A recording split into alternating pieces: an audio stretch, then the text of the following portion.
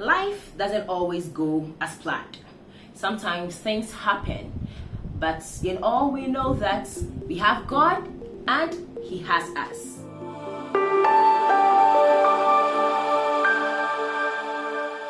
Let's talk about pre-eclampsia. Well, I never knew that such a word existed till I got pregnant and I started reading about pregnancy related issues. It was something that I used to read about online, but I never thought it could happen to me. See, sometimes, you eat well, you take your antenatal very seriously, you pray, you do all things right. And so when you read about some things, they appear abstract and no, not you. But pregnancy made me know that a lot can happen even when you have not done anything wrong. And this further reinforced my faith in God as the one who makes all things work together for my good. So around week 32, my blood pressure started rising. They started recording some proteins in my urine. Whenever I go for antenatal and they take the urine sample, they could record plus. Said, what was happening to me? Sitting in front of my doctor one time, she said, why, are you stressed? Are you working? What is happening? Said, no, me stressed? I'm not stressed. I work from home. I sleep. I eat. So nothing. I don't know what is happening. She said, okay, your BP is rising. And my BP rose as high as 140, 100. It could go that high. So I was given some drugs to take. I'm not a medical doctor, so I can't go into the details. I'm only sharing my experience based on what happened to me. Take note of that. And so my BP started rising around week 32. Ordinarily, my BP is always around 113.68, 115.70. Hardly does it go beyond any of these figures. So when it hit 120, 125, 130, it was a cause for concern. I was put on drugs. Then I had to travel back to my parents so that I could be observed and also have some form of support when I give birth. So I traveled back and immediately I landed in Kumasi. I went to the hospital and they said that with the way things are going, they may have to perform a CS to take baby out. So I had to take an injection that is going to help baby grow fast so that she can come out. Said, what are you people saying? They say it's 9 months. People give birth week 38, 40. I am just week 32. What are you people talking about? They said that's the best. Said, okay, that's fine. But before that, the doctor advised that I took the drugs for about a week and then come back again to see if there has been any changes. On a fateful Sunday, after my siblings and my dad have left for church, I was with my mom. I was having this headache, so I told my mom that I was going to rest. I went to take a nap. It was around 11 a.m. I remember the time because I was texting my husband around that time that I was having this unbearable headache, so I just wanted to nap. The next thing I saw was on a hospital bed on Monday.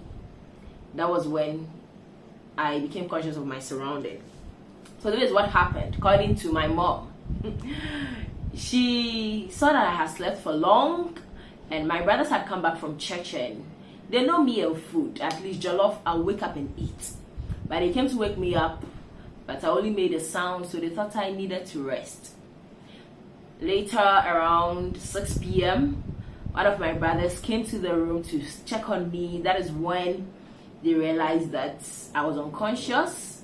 My tongue was out, and they said I was giving this heavy sound as someone who is snoring. I couldn't do anything. I was unconscious. That is the summary. I was unconscious. And this was week 34. Week 34. So they had to rush me to the hospital. And there was no big hospital close by. So we had to move about 1 hour journey to a hospital. And I was able to gain some consciousness on the Monday because I remember texting a few people that I had been admitted at the hospital. I remember that. But as to whatever happened, I didn't know where I was or anything. Then on a Tuesday, that is 9th April, I think I was fully conscious. So the doctor told me that my BP is fine and I'm conscious, so they would want to take baby out.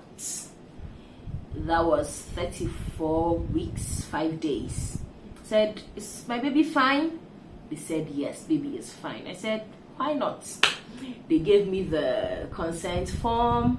I read. I don't remember anything I read from that sheet, but I know I read something. Then I was prepared for the theater. Went into the theater. What do I remember? I don't remember how I got into the theater, but I remember putting on the green, I don't know how to call it too, green garment. I wore it.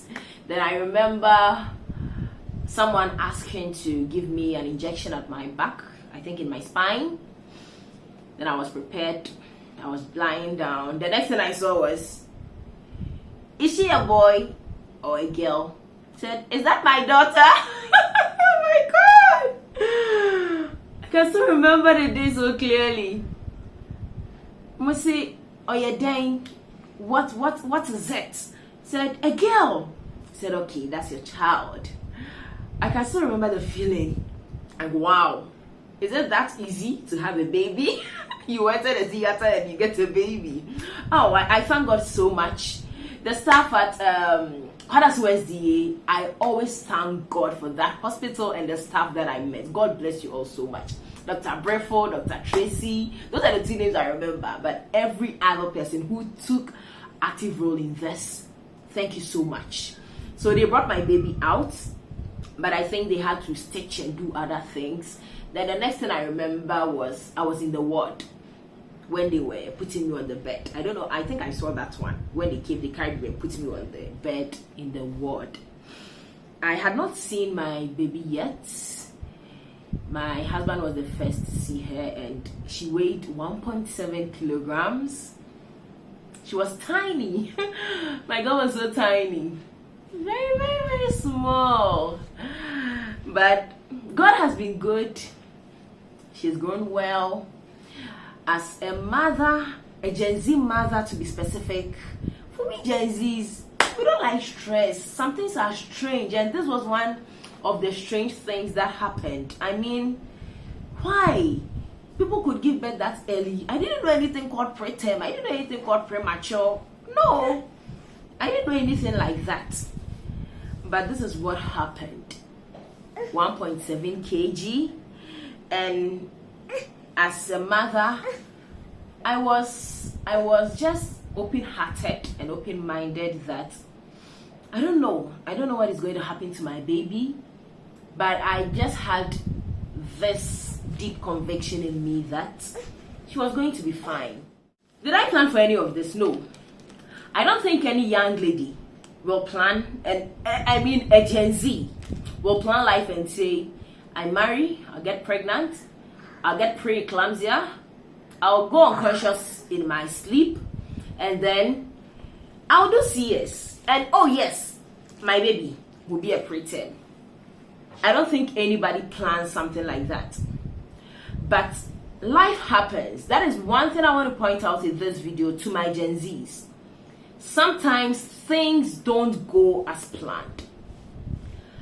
But how do we go through it? As I shared in my last video, you need to be adaptable. So in this case, I had to accept what had happened. I had to know that a lot has changed now. Now I had undergone a serious surgery. My body that I so loved had a scar, and I had to fight to bring my BP down. These were all things that I didn't plan for. And so if you have not watched the last video, I'd like you to watch to learn about the 5 key traits that every Gen Z must have. So yeah, we've done this for 1 year. All the things that I thought would happen, well, I wouldn't have been surprised if baby had neonatal jaundice, but God helped us, she didn't have that. I think all the time I was almost always running to the hospital because I thought that baby had a problem. When she sleeps, she doesn't sleep, well, I'll carry her to the hospital. Doctor, please, my baby. At a point, the doctor said, I think I need to give you something because you think your baby is sick. So the doctor prescribed her a probiotic, which she didn't even take. So this is how I had my baby. Don't cry. I hope you didn't shed a tear. No, because I am not crying. In fact, I didn't cry because I know that through it all, God was with me, God is with me, and God will forever be with me, irrespective of what I go through. There is this song that kept me going, that oh mo enkwemo ye be udinaye. So that particular phrase in that song, it means that in life or death we will praise you. So I remember even through the pain I was healing, as I always went to the ICU to see my little one, it kept ringing that no matter what I go through, God is in control.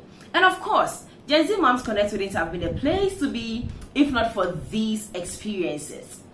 They may not be sweet ones, but I tell you that every pain, every trouble, everything you go through serves a purpose.